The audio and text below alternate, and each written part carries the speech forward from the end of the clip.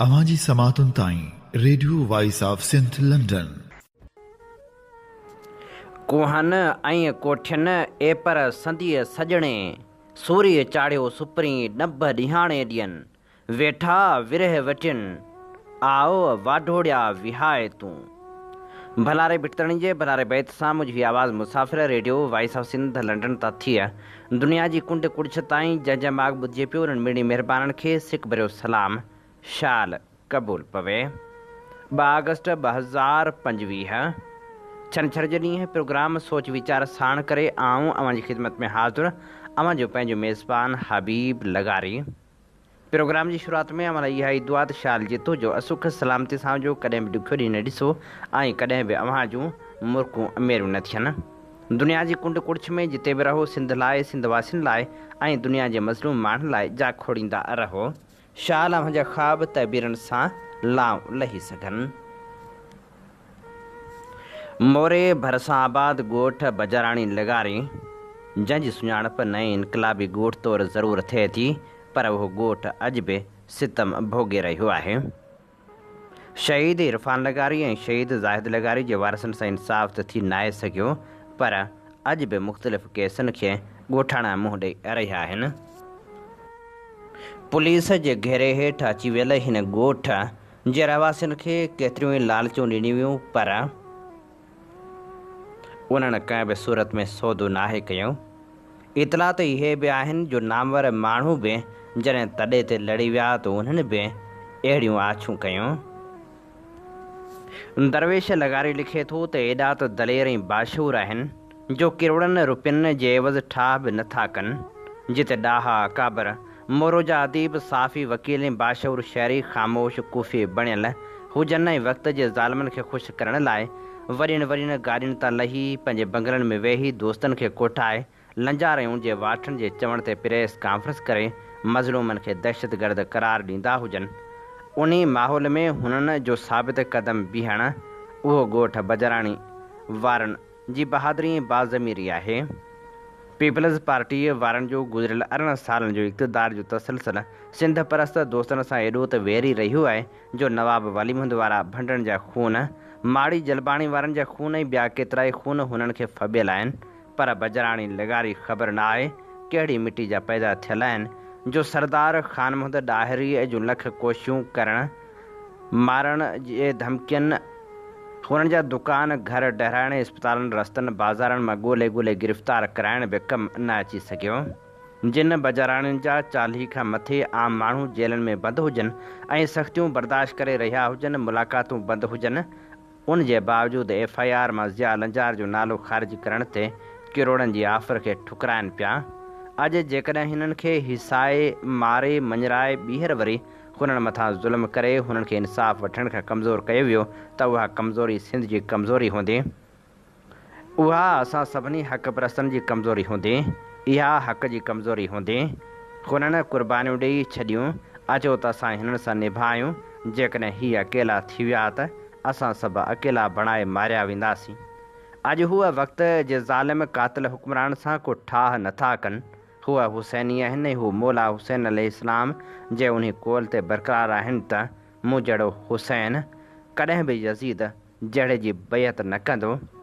ऐं सिंध जा बाशूर वकील, उस्ताद, साफ़ी, अदीब, अॻवान, ॻोठ बजाराणी लगारी वारा वक़्त जे ज़ालिम हुक्मरान सां सिंध जे हक़नि, तव्हांजी हक़नि जी जंग विढ़नि पिया ऐं ठाह नथा कनि।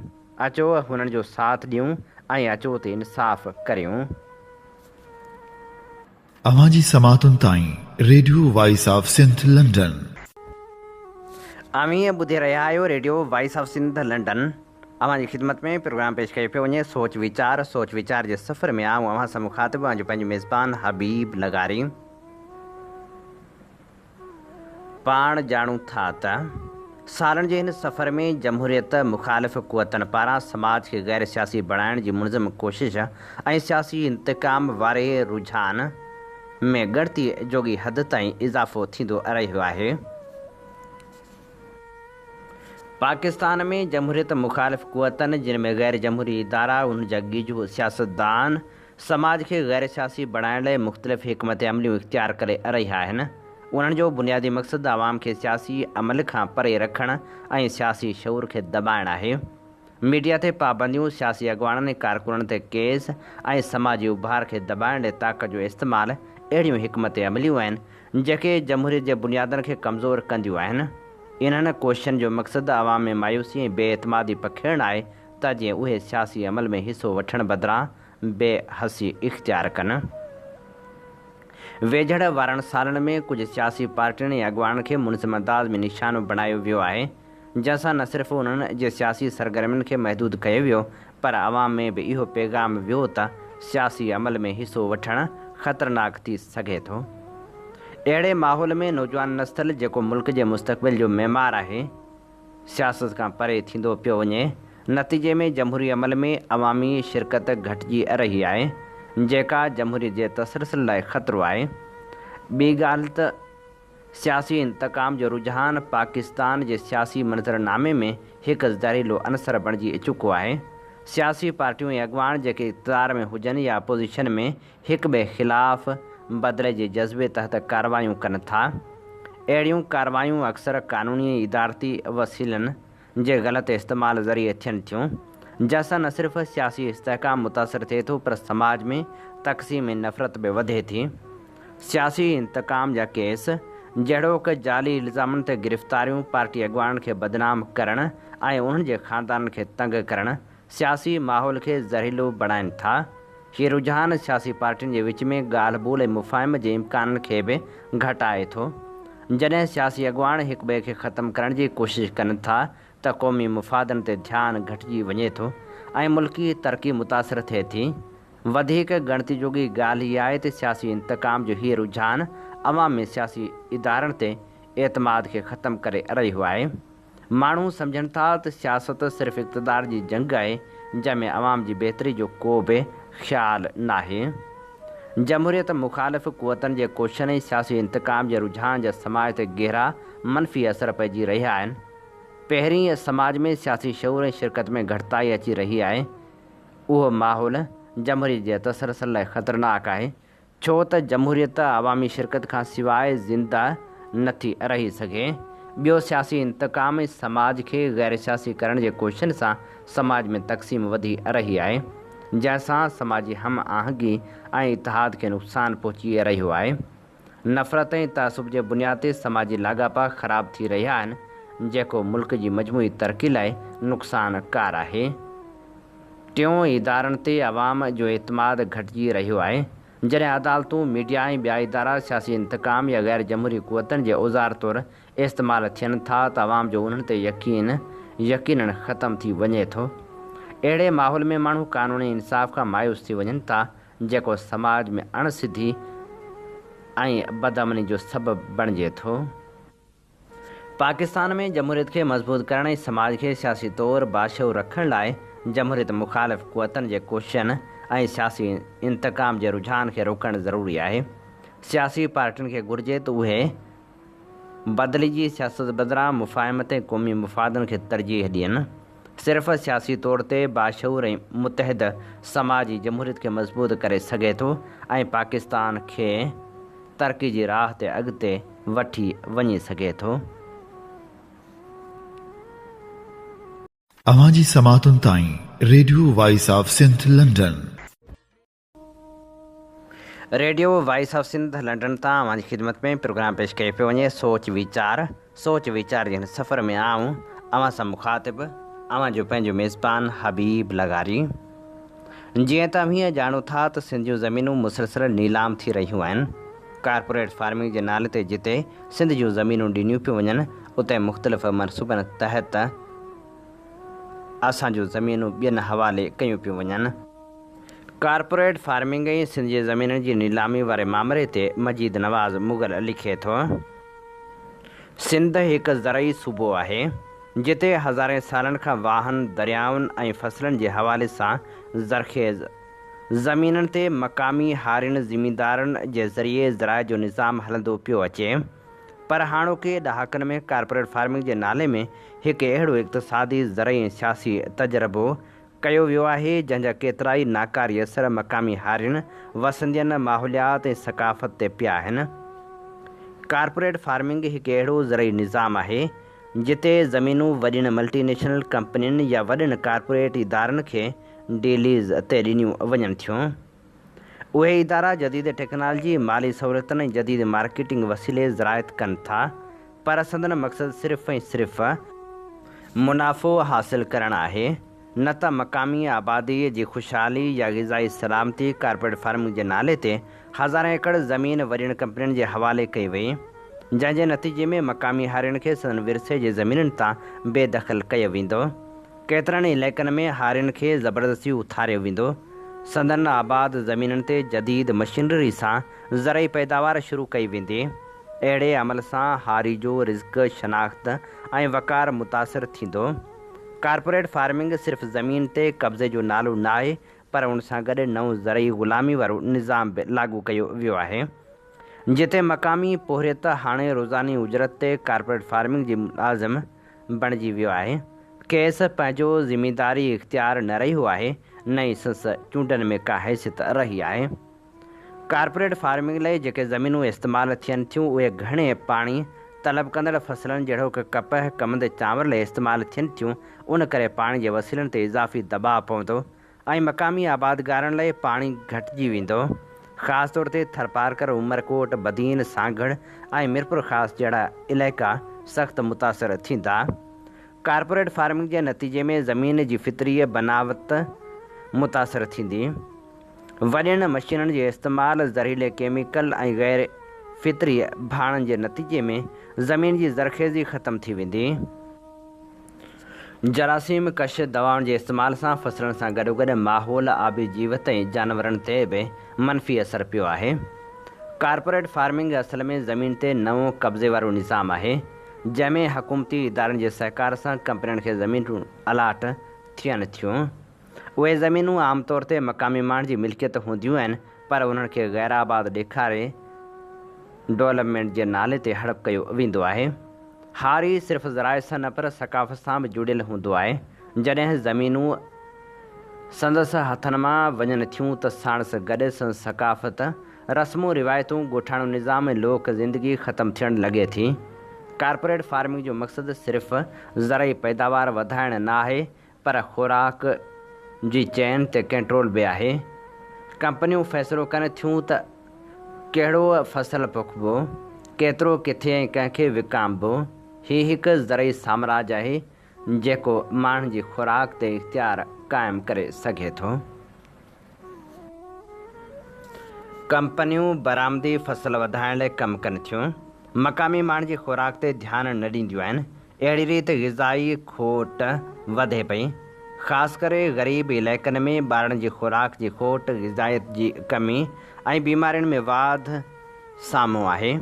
कारपोरेट फार्मिंग जे नाले ते कंपनियुनि खे ज़रई क़ानून खां मुस्तफ़ी कयो वियो। खेनि टैक्स रिआयतूं ऐं ज़मीन जी लीज़ ते ग़ैर मामूली सहूलियतूं ॾिनियूं वियूं, जॾहिं त मक़ामी हारी बिना तहफ़ुज़ जे आहे। जेतोणीकि केतिरनि ई हारियुनि तरफ़ां अदालत में केस दाख़िल कया विया आहिनि, पर अदालती निज़ाम उन मसइले खे संजीदगी सां न वरितो वियो आहे। अहिड़ी ग़फ़लत सां कंपनियुनि खे वधीक हिमत मिली आहे त हूअ क़ानूननि खां मथां थी ज़मीनूं हड़प कनि। कारपोरेट फार्मिंग तहत तयारु कयल ज़रई पैदावार मक़ामी मार्केटुनि बदिरां वॾनि शहरनि या बरामद लाइ विकिरो थींदी आहे। उन करे ॻोठाइण लाइ ज़रई मार्केटिंग जा मौक़ा घटिजी विया आहिनि ऐं संदन आमदनी ते असरु पियो आहे। सिंध जे मुख़्तलिफ़ इलाइक़नि में हारियुनि, सिविल सोसाइटी, क़ौम परस्तनि ऐं तरक़ी पसंद धुरियुनि तरफ़ां कारपोरेट फार्मिंग ख़िलाफ़ एहतिजाजी तहरीकूं बि हलनि पियूं, जिन जो मक़सदु मक़ामी ज़मीन जी हिफ़ाज़त, हारियुनि जे हक़नि जो तहफ़ुज़ ऐं माहौलियाती सलामती खे यकीनी बणाइणु आहे। कारपोरेट फार्मिंग जो मॉडल सिंध लाइ फ़ाइदेमंद साबित न थींदो, छो त उन सां मक़ामी हारी बेज़मीन, माहौलियात तबाह, पाणी घटि ऐं ख़ुराक ग़ैर महफ़ूज़ थी वेंदी। हीअ असीं अवां जी ख़िदमत में पेश करे रहिया हुआसीं मजीद नवाज़ जो तज्ज़ियाती लेख। अवां जी समातुनि ताईं radio voice of Sindh London. हीअं ॿुधी रहिया आहियो radio voice of Sindh London. अवां जी ख़िदमत में प्रोग्राम पेश कयो पियो वञे सोच वीचार जे हिन सफ़र में आऊं अवां सां मुख़ातिब अवां जो पंहिंजो मेज़बान हबीब लगारी। पाण ॼाणूं था त मासूम वजूदनि लाइ धरती दोज़ख बणिजी वई आहे ऐं पाण खे इहा बि ख़बर आहे त जीअण लाइ केॾा जतन कया वञनि था, पर छा कजे, फ़तवा फ़रोश माण्हू जॾहिं फ़तवा ॾींदा आहिनि तॾहिं कंहिं न कंहिं जी ज़िंदगी बीही रहंदी आहे। बलूचिस्तान में हिकु जोड़े खे जरगे जी फ़तवा मूजिबि बेरहमी सां क़त्ल करण वारे वाक़े खां पोइ मुल्क अंदरि इन क़िस्म जे वाक़िअनि में ॼण त तेज़ी अची वई आहे। अंगारे वारे ॾींहुं सिंध जे गादी वारे शहर कराची ऐं बलूचिस्तान जे शहर मस्तूंग मां बि अहिड़ा वाक़िआ रिपोर्ट थिया आहिनि जिन जी जेतिरी बि मज़मत कजे सा घटि आहे। कराची मां रिपोर्ट थियो आहे त पसंदि जो परणो कंदड़ शिकारपुर वासी जोड़े खे मलीर में मासूम ॿार समेत बेदर्दी सां क़त्ल कयो वियो। हीउ वाक़ियो गघर फाटक वेझो बंबो ॻोठ में पेश आयो, जिते जवाबदारनि न रुॻो पसंदि जो परणो कंदड़ जोड़े खे पुट समेत क़त्ल कयो, पर उहे निशानी तौरु 2 कुहाड़ियूं ऐं 1 बेलचो वाक़े वारे हंधि छॾे विया। क़त्ल थियल नारे जो तालुक़ु बलूचिस्तान जे इलाइक़े लसबेले सां आहे, जॾहिं त नौजवान जो तालुक़ु शिकारपुर सां हो। ॿई पाण में माइट हुआ, पर संदन पसंदि जे परणें खां पोइ जोड़ो माइटनि जे ख़ौफ़ खां कराचीअ जे गघर फाटक वटि अची आबाद थियो, पर उते बि जवाबदारनि खेनि क़त्ल करे छॾियो। वाक़े बाद मक़तूलनि जा लाश लसबेले आंदा विया, पर मक़ामी चङनि मुड़ुसनि लाशनि जी तदफ़ीन करण न ॾिनी, जंहिं बाद लाश वापसि आणे गघर फाटक में दफ़नाया विया आहिनि ऐं मक़तूल नौजवान जे भाउ जी फ़रियाद ते केस दाख़िल कयो वियो आहे। पुलिस मूजिबि इलाइक़े वासियुनि इब्तिदाई बयान में ॼाणायो आहे त हिकु ॾींहुं अॻु ओर जे भाउ ऐं सौट खे हिन इलाइक़े में ॾिठो वियो हो। वॾे वज़ीर खून जे हिन सफ़ाक वारदात जो नोटिस वठंदे जवाबदारनि खे फौरी तौरु गिरफ़्तार करण जो हुकुम पिणु ॾिनो। बलूचिस्तान जे इलाइक़े मस्तोंग मां पिणु हिकु वाक़ियो रिपोर्ट थियो, जंहिंमें कारा इल्ज़ाम हेठि ज़ाल मुड़ुस खे संदनि मासूम ॿारनि समेत क़त्ल कयो वियो। पंजगोर जे हिकु रहवासी 7 साल अॻु कोयटा जी हिकु औरत सां शादी कई हुई। शादी जे 7 सालनि बाद जोड़े खे कारह जी तोहमत हणी क़त्ल करण वारो वाक़ियो निहायत शर्मनाक वारदात आहे, जंहिंजे जवाबदारनि खे कंहिं बि रीत फ़रार वारी राह न मिलणु घुरिजे। असांजे समाज खे जहिड़ी रीति नामनिहाद हथ टोकिन क़बाइली रिवायतनि जे नाले ते भञिडा जो शिकार बणायो वियो आहे ऐं जहिड़ी रीति कारह जे तोहमतनि हेठि औरतुनि खे क़त्ल कयो वञे थो, इन सिलसिले खे सख़्ती सां रोकण जी घुरिज आहे। इहो सभु कुझु उन करे बि थी रहियो आहे जो असां वटि कानून ते अमल नथो कयो वञे। अहिड़नि वाक़िअनि में जवाबदारनि खे या त गिरफ़्तार नथो कयो वञे, या जेकॾहिं कयो वञे थो त अहिड़ो कमज़ोर केस तयारु कयो वञे थो जो उन्हनि खे अदालतनि ज़रिए आज़ादी मिली वञे थी। कंहिं बि इंसान जो क़त्ल पूरी इंसानी जो क़त्ल आहे, पर अहिड़ा जोड़ा जेके मर्ज़ी सां निकाह जो शरई हक़ अदा कनि था, पंहिंजी ज़िंदगी पंहिंजी मर्ज़ी सां गुज़ारणु चाहिनि था, जेको खेनि शरीयत ऐं कानून पिणु हक़ मुहैया करे थो, पर उन बावजूदि के सफ़ा क़ातिल नामनिहाद रीतनि रस्मनि जी आड़ में मासूम इंसाननि खे मौज जी निंड सुम्हारे छॾीनि था। इन क़िस्म जा वधंदड़ वाक़िआ असांजे पूरे समाज में ॻणती जो सबबु बणिजी रहिया आहिनि ऐं कानून ते अमल दरामद न थियण वारो सवाल उथारे रहिया आहिनि, छाकाणि त जेकॾहिं क़ातिलनि खे कंहिं बि रीति कानून जो को ख़ौफ़ हुजे हा त उहे कॾहिं बि ईअं सरेआम वारदातूं कंदा न वतनि हा। हुकूमत खे घुरिजे त मुल्क अंदरि औरतुनि जे हिन क़िस्म जे क़त्ल जे वाक़िअनि खे रोकण लाइ कानूननि खे अञा बि सख़्तु बणाए ऐं कारह जी तोहमत हणी जोड़नि खे क़त्ल करण वारनि वाक़िअनि में दहशत गर्दी जा कलम लॻाए नाक़ाबिल ज़मानत केस हलाए जवाबदारनि खे तकड़ियूं सज़ाऊं ॾिनियूं वञनि। अवांजी समातुनि ताईं radio voice of Sindh London. हीअं ॿुधी रहिया आहियो radio voice of Sindh London.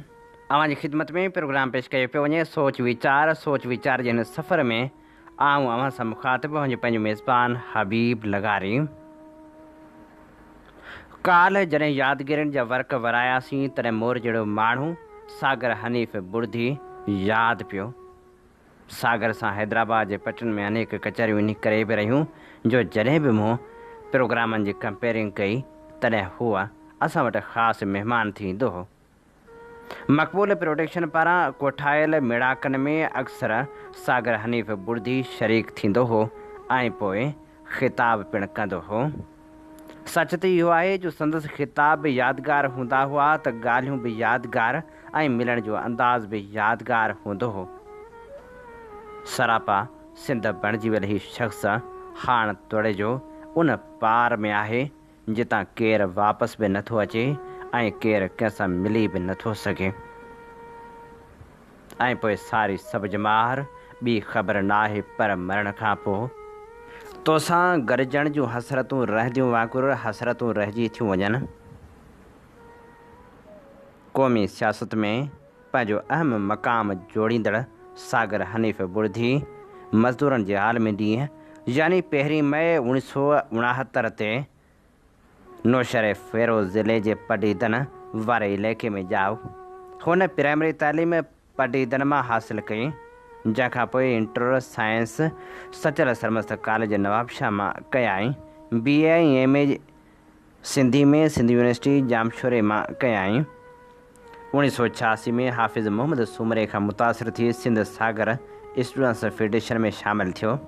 1990 में सिंध सागर स्टूडेंट्स फेडरेशन सिंध जो जनरल सेक्रेटरी चूंडियो वियो।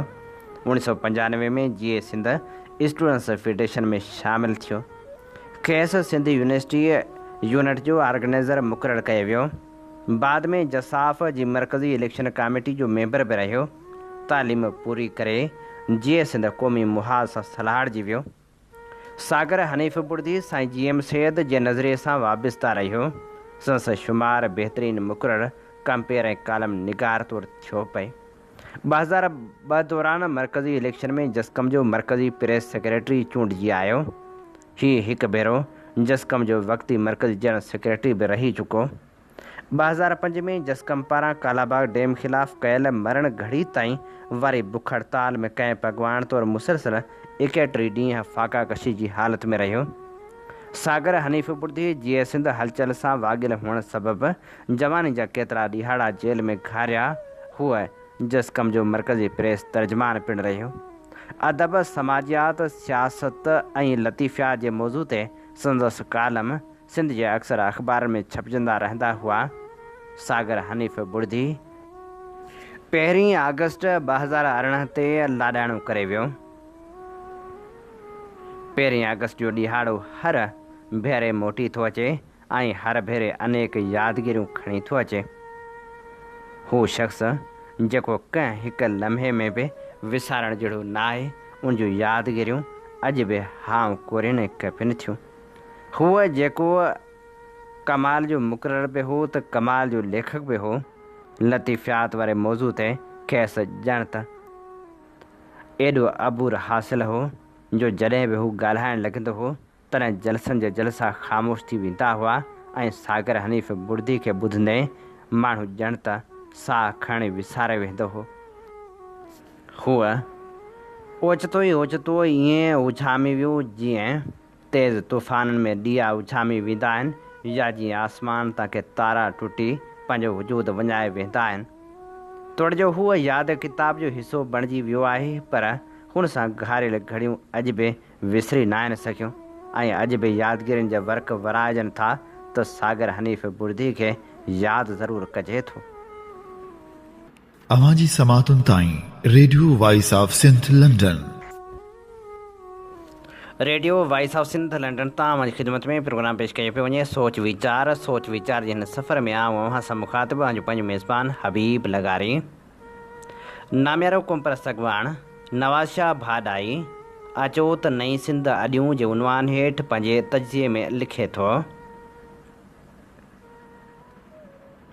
जॾहिं बि माण्हू पंहिंजी मिटी जी सुगंध महसूसु करे थो त हिकु अजीब दीवानगी जो अहसासु भर पासे मौजूदु रहे थो। वतन जूं गलियूं, वतन जा वेढ़ा, वतन जी रोशन सुबुहनि में पखियुनि जो उॾारूं, माल जा चड़ा, धनारनि जूं सीढ़ूं, आड़ियुनि जा शबका, मोरनि जा टहुका, नदी जा वहकरा, गुलाबनि जी ख़ुशबू, प्यारनि जूं यादगिरियूं, इहे सभु मंज़र माण्हूअ जे मन जे मथाचरे ते तरी अचनि था।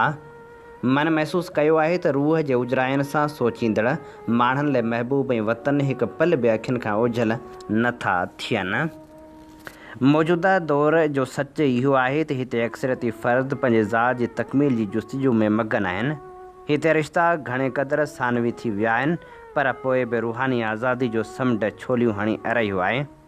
जबर ज़रिए हावी रियासत पंहिंजो वजूद हर वक़्तु महसूसु कराए थी। ॾुख पीड़ा हूंदे बि अलाए जे छो ज़िंदगी वणंदड़ नदी जीअं भासे थी। जिते हसरतनि जा कंवल हदे निगाह हसरतनि जा पखी तरंदे नज़र अचनि था। सिंध जे माण्हुनि में अॼु बि मेल जोल, भाकुर, गल गिराठियूं, डिघियूं कचहरियूं, लाॾ कोड, रस रिहाणियूं हिते मौजूदु आहिनि। उनजो सबबु सदियुनि जो तहज़ीबी ऐं निमाणो सूफ़ी पस मंज़र बि आहे। हिन सॼी उथल पुथल में वक़्त जे जाबिर क़ुवतनि जा बाग़ी अहिड़ा बि सिंधी अर्ज़ा आहिनि जिन जो सिंध सां को रोज़ अज़ल जो नातो नीह सनीह आहे, अनोखो इश्क़ आहे। सैयद जे मैखाने जी मद पीतल सिंधू माता जे इश्क़ सां सरशार अहिड़ा बि नौजवान रहनि था जेके हिकु साथ बि सिंध जी यादि खां गाफ़िल न आहिनि। उन्हनि नौजवान जी महिनत सां हिन साल बि सिंध जे क़दीम कल्चर सां तजदीद अहद वफ़ा जो वचन वरचाइण लाइ अॼु हंधे मागे सकाफ़त ऐं एकता जे इज़हार लाइ तक़रीबूं मुनक़िद थी रहियूं आहिनि। जिते सिंध जे फ़िक्र जो प्रचार थींदो, राग जा रंग रचंदा, सिंधी गॾु थी पंहिंजी ॿाझारी धरती सां मोहबत जो अज़म वरजाईंदा। सभ खां अवल सिंध आहे। जेको सिंध सां न आहे उहो असांजो थी नथो सघे, छो त वतन खां सवाइ माण्हू जा पेर ज़मीन ते बीह नथा सघनि। वतन सवाइ इंसानी मेड़, जानवरनि जी क़तार खां सवाइ कुझु बि न आहे। वतन इंसान जी ज़िंदगी खां बि अहम आहे। वतन साह जी रग, वतन रत में ग्लूकोज़ वांगुरु, वतन हयात जो गीत आहे, वतन अणटुट प्रीत आहे। वतन दर्द जी शाम बि आहे त वतन प्यार जे पहिरीं निहार बि आहे। वतन फ़न फ़िक्र जो सरचश्मो बि आहे त वतन सियासत समाजियात जो सुखन बि आहे। वतन छांव बि आहे, वतन नाव बि आहे, वतन माउ जो भाकुर बि आहे, वतन पीउ जी पग बि आहे। वतन महबूब जो आंचल बि आहे, वतन दार जो सॾ बि आहे। वतन कफ़न बि आहे त वतन परचम बि आहे। वतन वाइदनि ऐं वफ़ान जी वाट बि आहे। वतन गुग अंधेरी राह में लाट बि आहे। तव्हांजी शख़्सियत, तव्हांजी सियासत, तव्हांजी शाइरी, तव्हांजी दुकानदारी, तव्हांजी फ़नकारी, तव्हांजी चित्रकारी, तव्हांजी रवादारी, तव्हांजी ज़िमेदारी, तव्हांजी वकालत, तव्हांजी डॉक्टरी, तव्हांजो हारपो, तव्हांजी सहाफ़त, तव्हांजी कालम निगारी, तव्हांजी वॾेराइप, तव्हांजी समाजी हैसियत, तव्हांजी आशिकी, तव्हांजी दोस्ती, तव्हांजी इज़त, वक़ार, नामूस, नालो, रिश्ता, नाता, सभु कुझु वतन सां जुड़ियल आहे। जेकॾहिं वतन ग़ुलाम हुजे, वतन ख़तरे में हुजे, वतन ते धारे साम्राज्य जो कब्ज़ो हुजे, वतन यरगमाल हुजे ऐं वतन तव्हांखे सॾे रहियो हुजे, वतन पुकारे रहियो हुजे पर तव्हां सॾ न ॾियो, कननि ते कपह चाढ़े सुम्ही पओ त पोइ तव्हांजो नालो गाफ़िल, काहिल, बुज़दिल ऐं जिस्मानी तौरु ज़िंदा हूंदे रूहानी तौरु मरी वियल माण्हुनि में लेखियो वेंदो। सिंधी कल्चर जूं तमामु ख़ूबियूं क़ाबिल तहसीन आहिनि, पर ॿ शयूं उन में ख़ासि अहमियत जूं हामिल आहिनि। हिकु बहादुरी, ॿी रवादारी। सिंधी तारीख़ में दुनिया जे सभिनी क़ौमनि खां रवादारी में अॻिते रहिया आहिनि। मिसाल तौरु मुंहिंजे दड़े मां नाचण जो मुजसमो त मिलियो पर को हथियार न मिलियो, छो त सिंधी सदियूं अॻु बि रवादार ऐं बक़ाए बाहिमी जे उसूल ते अमल कंदड़ क़ौम हुआ। सिंधी कॾहिं बि अगराई पसंदि न आहिनि रहिया। पाड़ेसरी मुल्कनि ऐं क़ौमनि ते सिंध जे माण्हुनि कॾहिं बि मेरी नज़र नाहे रखी। सिंधु नदी जे शफ़ाफ़ पाणी हिन देश जे माण्हुनि खे अहिड़ी त परापकारी सेखारी जो हिननि सदाईं कुल जी ख़ैर जो पैगाम ॾिनो। लतीफ़ साईं जी शाइरी उनजो ज़िंदा मिसाल आहे। या साईं जीएम सैद जो अदम तशद्दुद वारो नज़रियो बि सिंध जे इतिहास मां खयल अज़ीम फ़िक्र आहे। अचो त हिकु क़दम थी, हिकु सदा थी, हिकु सॾ थी, नई सिंध अॾण जो अज़म करियूं ऐं पंहिंजी सिंध अमड़ खे इस्तेसाल, ज़ुल्म, जबर ऐं ॾाढ खां मुकमिल निजात ॾियारण जो अहद करियूं। हीअ असीं अवां जी ख़िदमत में पेश करे रहिया हुआसीं सैयद नवाज़ शाह भाॾाई जो तज्ज़ियो। इन ते ई प्रोग्राम सोच वीचार जो वक़्तु पुॼाणी ते पहुचे थो। पंहिंजे मेज़बान हबीब लगारी खे इन साॻी दुआ सां ॾींदा इजाज़त। वसे भिट तुंहिंजी भलारा सदा, सदा देस परदेस सारा वसन। कॾहिं सींद सिंध जी न मेरी थिए, कॾहिं मोड़ कंहिंजा न मुरझाइजनि। अवां जी समातुनि ताईं radio voice of Sindh London